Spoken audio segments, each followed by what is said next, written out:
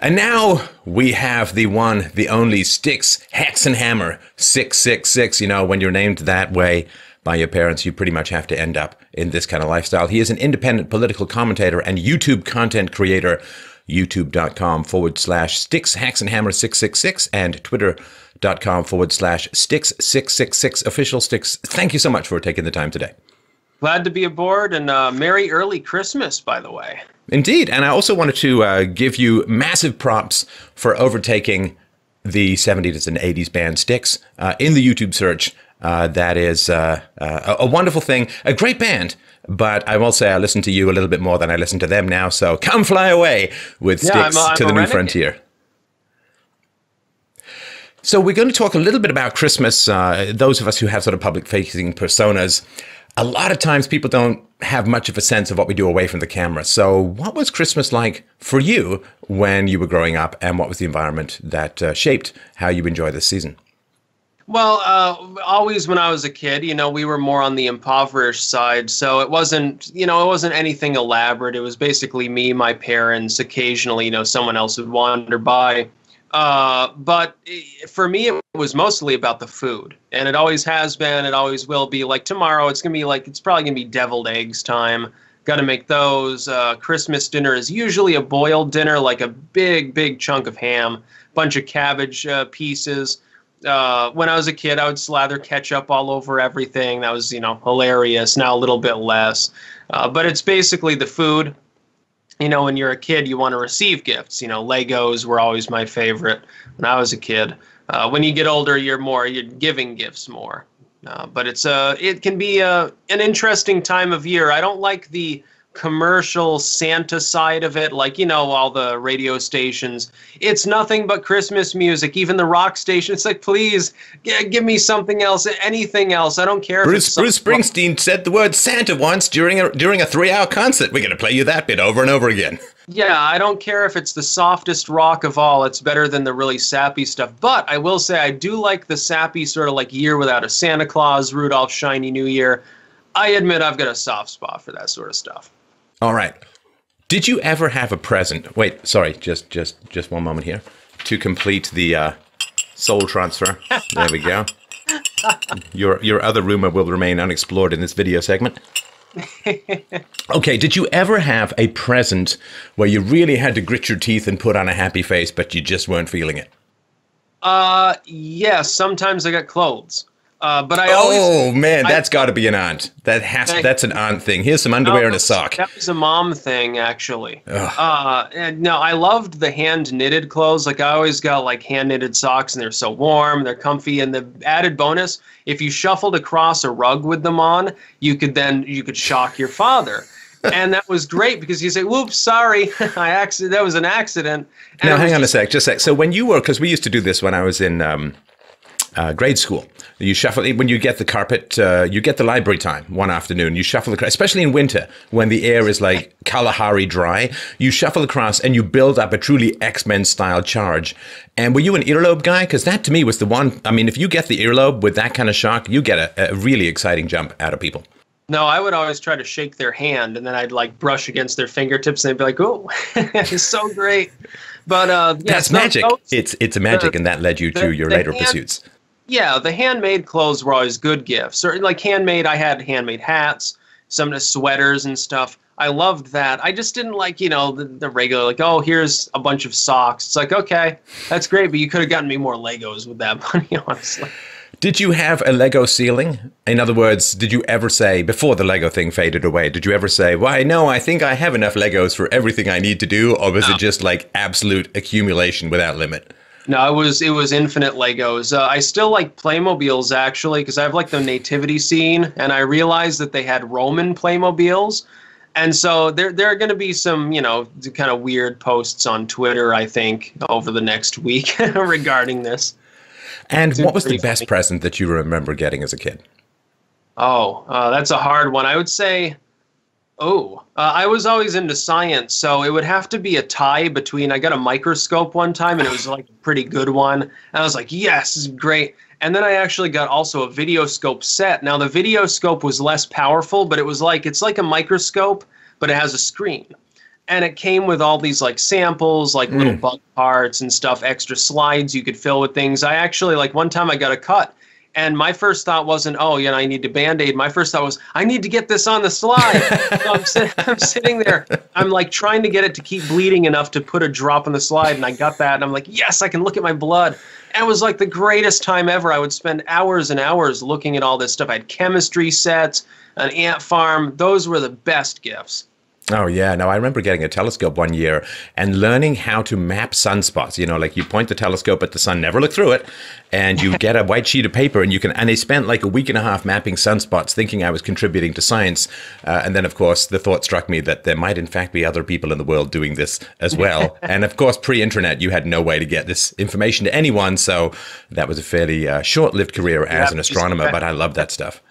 Use a fax machine. That's right. Broadcast fax. Here's the sunspots for you lucky people. Sorry about all the ink use, but, you know, it's science. It needs that. Now, you've talked about, like, being a skinny guy and so on, because Christmas for a lot of people is like, I'll indulge in the food and then I'll spend all of January dieting. Do you ever bulge out at Christmas, or do you pretty much stay needle thin? No, I've stayed a consistent weight for so many years. I mean, it's literally since middle school. I haven't really changed weight. I sort of buffed up a little bit then, and it was sort of, I had a stomach, and then I shot up several inches, and it exhausted all of that fat, and I've stayed basically the same since. I think I've gained like 5 pounds since I stopped smoking, but then I evened out, and I'm like, oh, this is fine. I'm still skinny, dude. So now, how was that? How long did you smoke for? How long was it? How hard was it for you to stop? For 3 days, it was hell. And after that, it got better. Actually, it wasn't as difficult as I originally thought. See, before I had always failed in the first day or two, like the last 2 or 3 times I had tried. But once I got over that hump of the 3rd or 4th day, it was like, oh, I can do this. And I basically stayed drunk for that first week nonstop. I am drunk in basically every video that I made in that period. I'm totally sauced, and almost nobody even noticed. That's interesting. So you're a high-functioning alcoholic when you quit cigarettes. That's good to know. Now, of course, I assume the alcohol consumption has tapered down a little bit, because that's one sick vice to exchange for another otherwise. Yeah, I was drinking off probably 15, 16 servings a day for that week. Wow. Glass after glass of wine all day. Is that a recommended approach to? I don't think so. Usually it apparently causes people to want to smoke more, but I was never like I'll have a drink and then go a smoke person. For me, it was always driving or after a meal. So the drinking didn't really cause me to crave it more. It's funny, you know, you have to watch this too as an ex-smoker, because I met a guy, this is many, many years ago. He was in his 50s and he was smoking. And, you know, often you don't see people who are that old smoking. But he said to me, I quit for 15 years. He said, I quit for 15 years. And then in the middle of the night, for no reason, I didn't, you know, they need to have warnings. If you're quitting smoking, they need to have warnings on like movies. Warning! People are going to be smoking in this movie, and they will be smiling, and it will make you twitch. But he said, I quit for 15 years. Said, I woke up in the middle of the night. I just had to have a cigarette. I went in my pajamas to a 24-hour convenience store, bought a pack of cigarettes, and I'm like, I'm just going to have 1 or 2, you know, just for old time's sake. And then, boom, the hooks were back in. The ring had taken hold of him. And so, yeah, you got to watch that backsliding, even it can happen a long time later. And I also think if you run a convenience store and a guy shows up at 3 o'clock in the morning in pajamas, desperate for cigarettes, it might be okay to say no. Yeah.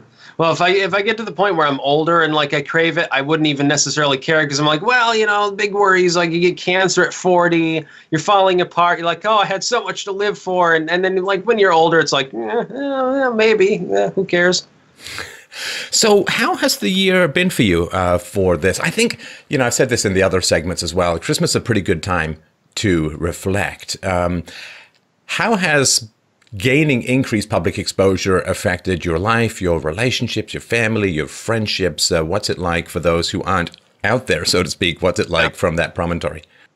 Well, people around me, like the very small number of people in my personal life, which I don't really talk about online because I want to keep that 100% private. I never talk about other people for the most part, just for their own security, because I realize I might be an Antifa member out there that wants to blow my head off, so I don't want to drag anyone else into that. Mostly they're happy about it, and you know, as you make more money too, you get more exposure, I sell more books, more donations come in, I'm paying down my student loans. That really helps me actually to make, I think, even more content because I'm under less stress. The fact that there's less stress means like, oh, yeah, I could take it easy, but now I'm just more ambitious because, you sleep better, you eat better, things are generally okay in life. And it's like, well, I'm going to make more content because this is great.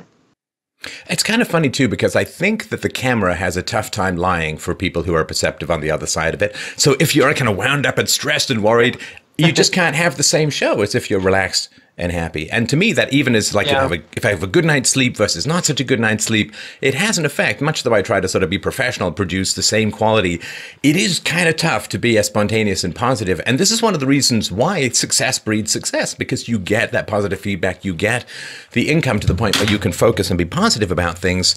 And that allows you to do higher quality shows. The people who are kind of skimming on the edge, it's tough for them to be positive enough to attract new watchers and listeners. The sleep is the biggest thing for me because I do have insomnia. So I'm like, it is a never-ending struggle to get enough sleep. I've got enough leisure to be able to do that so I can do at least the basics of what I need to do. But if I'm under more stress, like there were months and months that went by where I was like, I had to force myself to do work. And I was still doing it. In fact, I was doing in a literary sense, more than I am now.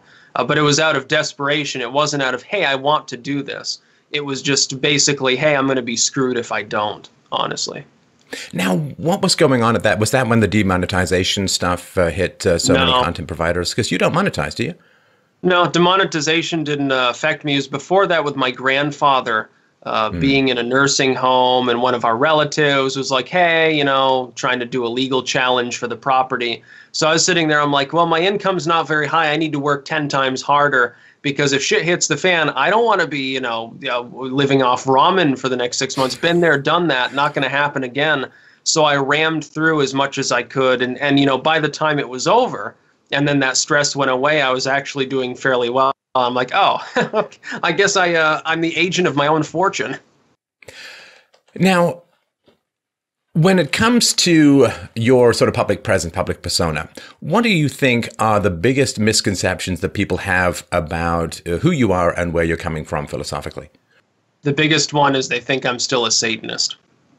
Definitely. I get comments. I did want to deal with that on the Christmas show, because if you get hit by lightning, I know that your windows are closed. If that were to happen, people need to know why.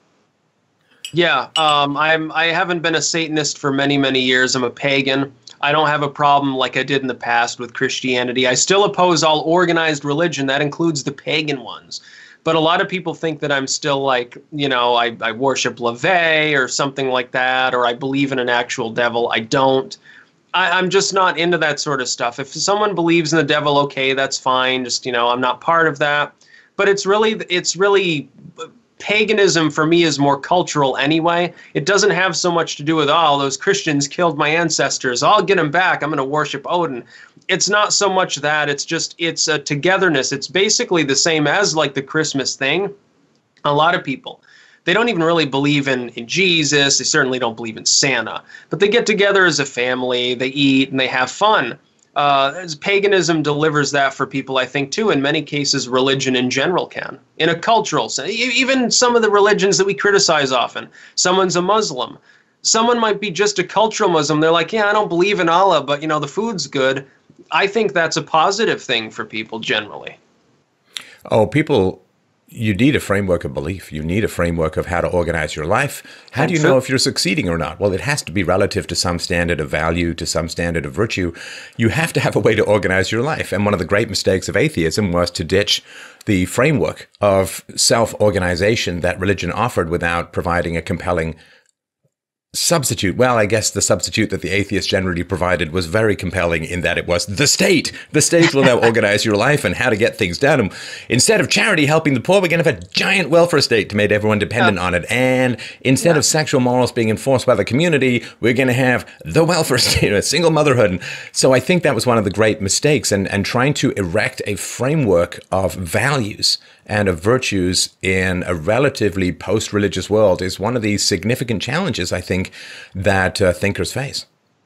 Yeah, it's like I like to do some blasphemous stuff at Christmas, but it's not like I have a stick up my ass about Christianity. It's just something that I happen to find fun. The atheists abandoned now, it seems, classical liberalism.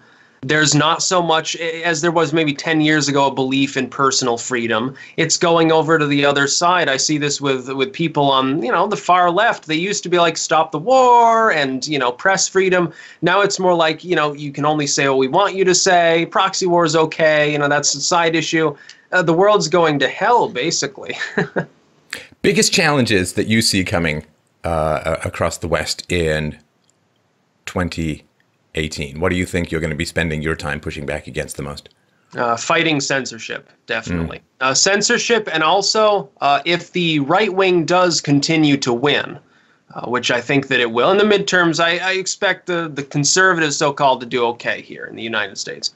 If they gain dominance and keep it too long, they'll become the authoritarians. We've seen it before. The Bushite Republicans, who aren't even like far right, they were abusive to people. They wanted mass surveillance. They wanted warmongering. My big fear is that even the alternative within not the alt-right, but the alternative right as a spectrum, my worry is that they'll become just as abusive as the alt-left has become.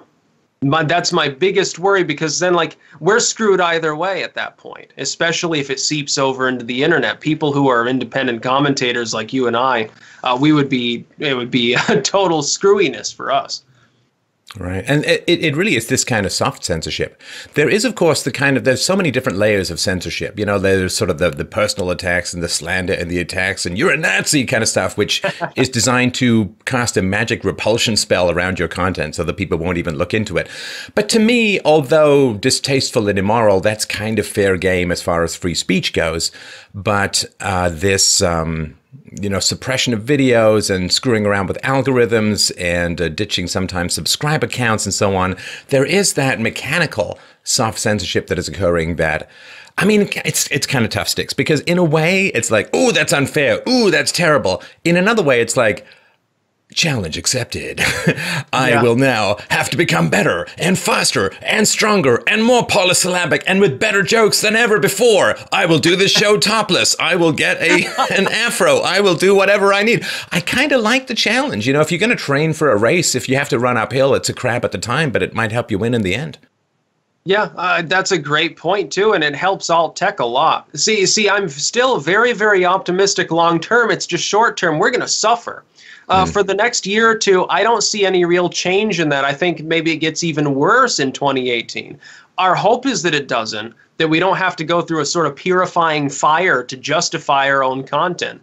But in the long term, I think that any significantly abusive force gets laid waste to. It's like net neutrality as of the last hour. It's gone. It no longer exists in the United States. It was voted down by the FCC. I'm sure you've seen that.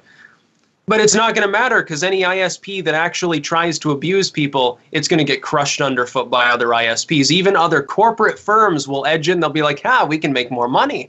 So we'll just shove them aside without too much trouble. We're going to expand into their states. Yeah, this all of these giant corporations that appear so monolithic and are, of course, at the moment, well, they go the way of all things. If you look 100 years ago, the top Fortune 100 companies, there's only about 4 left. Yeah. And so there is a natural churn of creative destruction in the free market realm. Sears is definitely not one of them. Look at their tower.